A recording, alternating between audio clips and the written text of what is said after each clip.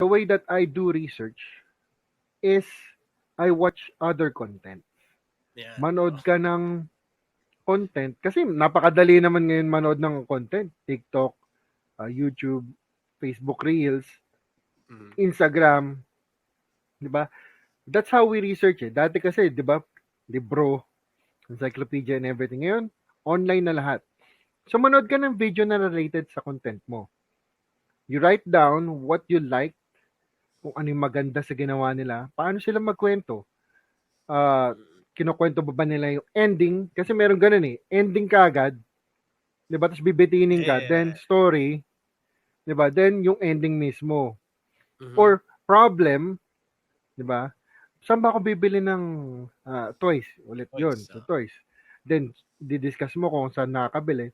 Then, resolution sa dulo. Or balik rin natin yun. Alam nyo ba kung saan ko nabili to? Meron ka ng toy kagad na nabili mo. So, may ending ka na. And then, kukwento mo yung journey. Saan ko na? Diba? Pwede mong hati-hatiin yun eh.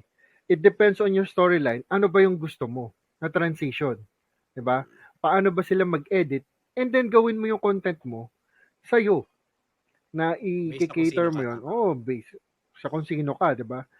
Nag-jeep ka lang ba o nagkokotse or nag-MRT? Gusto mo ba sinushoot yung MRT habang bumibili ka sa toy store and everything?